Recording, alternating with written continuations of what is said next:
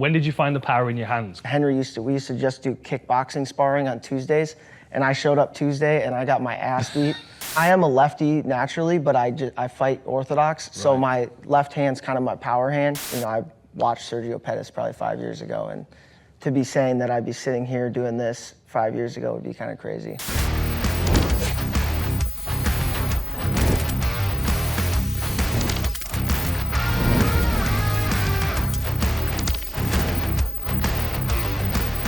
Hello everybody and welcome to Between Rounds. Today I am joined by Mitch McKee, new PFL signing, main event fighter taking on Sergio Pettis this weekend. First of all, how's your week going? It's been good. You know, just dialing in the weight cut right now, and everything's sitting really good. And yeah, just kind of enjoying the week, just relaxing, walking around the city, and yeah, just taking it all in. So PFL debut, you get the call, Sergio Pettis, the opponent. Did you expect to be jumped right up into the rankings? I mean, I guess with your record, you were expecting that they were gonna test you. Yeah, I mean, you know, I signed with them in the fall, and then shortly after got a different opponent offered to me, and we said yes to that. But then probably a week later, they offered me Sergio, and you know, coming into the contract with PFL, they were gonna give me opportunities and try to build me. So.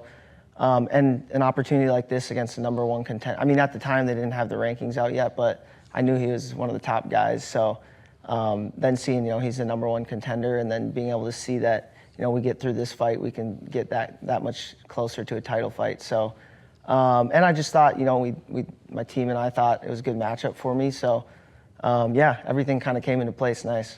How does it feel? I mean, you obviously you're taking on Sergio Pettis, but it's also your PFL debut and your main event. Like, that seems like a lot of responsibility for you. But then I've gone back and watched your wrestling career, and it must have seemed odd for you to go to a stadium full of people, all with the merch on, supporting you and everything, and then you go to start your MMA career, which almost must have seemed like a bit of a step in a different direction, because it's a smaller venue and a smaller crowd. Almost like your wrestling career has prepared you for this before you started your MMA career. Yeah, I mean, I've wrestled on some big stages before, and yeah, and when I moved down to Florida, I kind of right away I just knew I was going into a whole different world, and I had to shift my mindset. In wrestling, I was up here, and I had to just accept the fact that I was at the bottom of the food chain again. And I think that's what just having that mentality right away just helped me.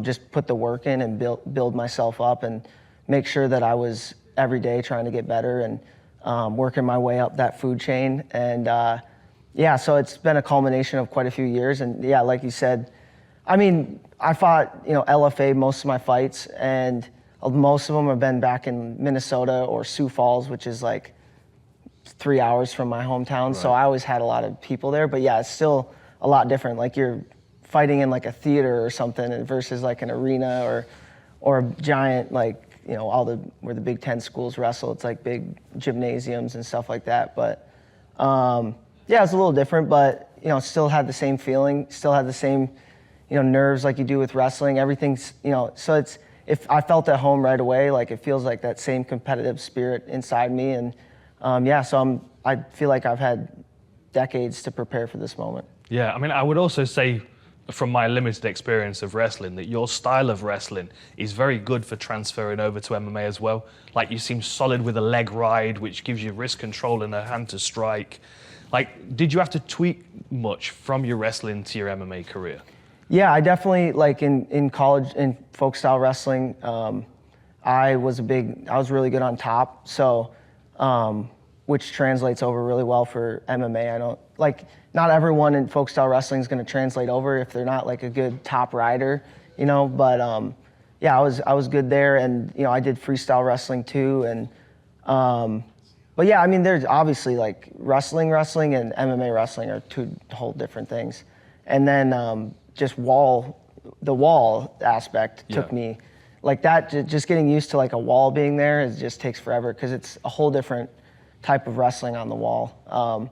But like I said, those things excited me, to learn everything. And then, right away it's hard trying to learn all these different facets of the sport and just get the basics down. But then, the last couple of years with Robbie and Dieter and Herbert Burns, we've been like tweaking everything and all in the little positions, and that to me is really exciting.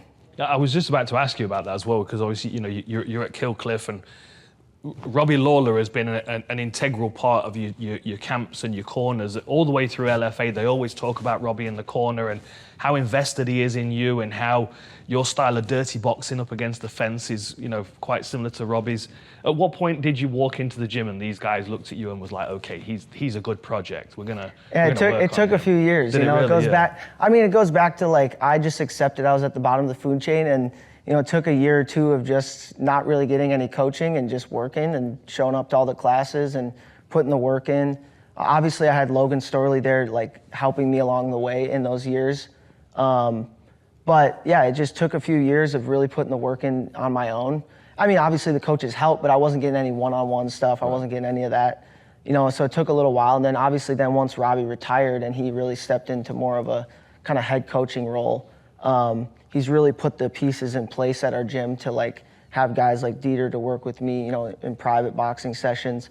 I go work with Herbert Burns, and then you got Robbie over there kind of overseeing everything and stepping in to tweak little things or game plans and stuff like that. So yeah, the last couple of years, we've really dialed in just the whole training camp, and just whether it's in training camp or out of training camp, everything's just felt really dialed in, and we're always just growing and getting better. Dude, it's been so good to watch Robbie transition over to. He was one of my favorite fighters to watch. You know what I mean? And like to watch him transition over to MMA, I would imagine, just as a young fighter, to have Robbie Lawler there going, okay, I'm going to spend some time with you. That would boost your confidence tremendously. Tell me when MMA came onto your radar. Like, were you already wrestling? Did you know who Robbie Lawler was before you met him? Tell me about those things. Yeah, I grew up like obviously wrestling all the time, so I was just always wrestling focused. But even growing up in Minnesota, like the winters are cold, you don't have much to do. You wrestle and your season's in the winter, so you get done with the tournament on a Saturday in high school season. All us guys would get together. We'd maybe play some poker and then watch the UFC card that weekend.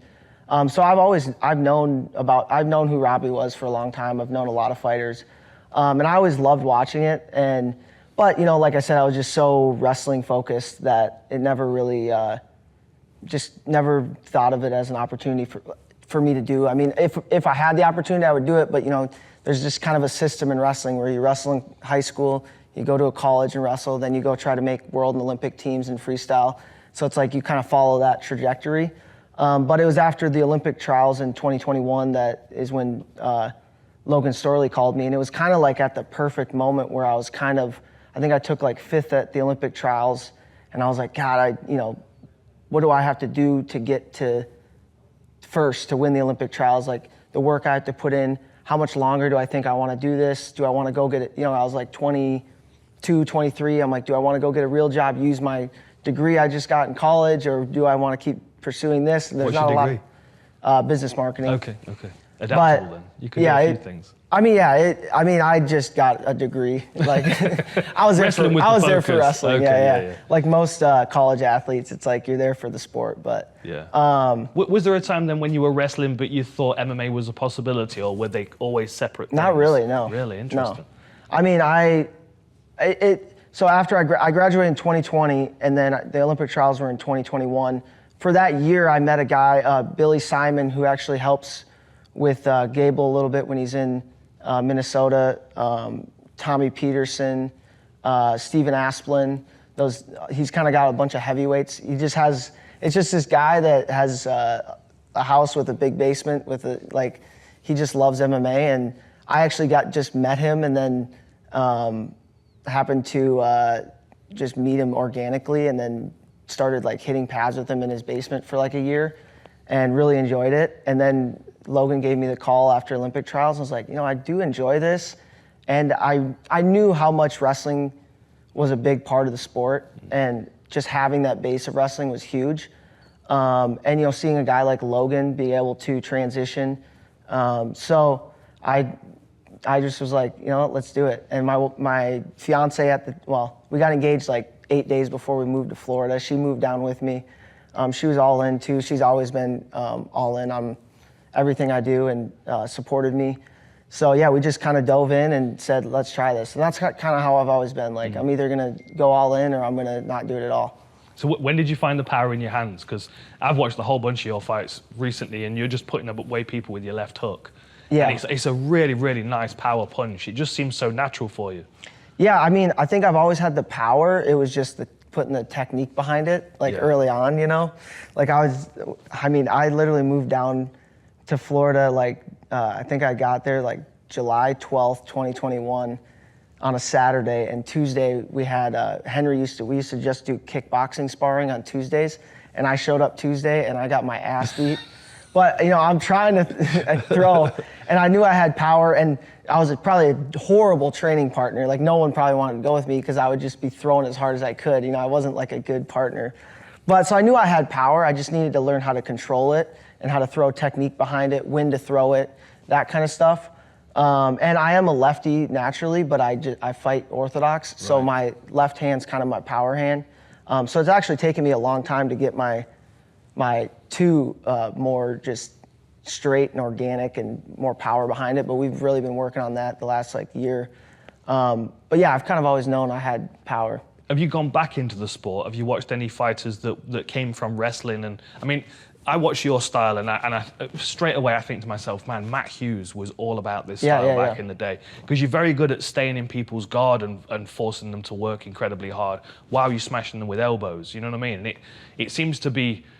It's a style that it's almost kind of being reinvigorated in MMA now. Just that smash against the fence and ground and pound. It almost seemed like the Dagestani fighters was always trying to work around the legs, whereas the American wrestlers, they seem quite confident and comfortable to stay in the guard and work that ground and pound. Are there any fighters, aside from Logan maybe, that you've watched and said, okay, I see how they're utilizing their wrestling for MMA? Are there any fighters you like watching? Matt Hughes and Chad Mendez.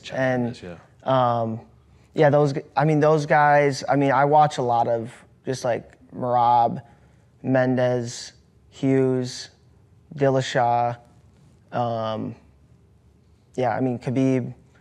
A lot of like grappling guys that like to grapple and mix it up.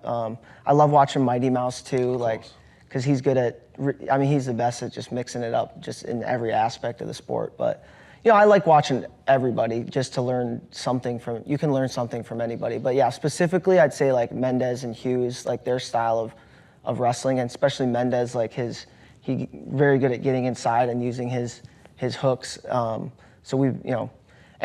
Dieter's always like sending me clips. Like I swear every day I'm getting clip, like different boxing guys to watch, different MMA guys to watch.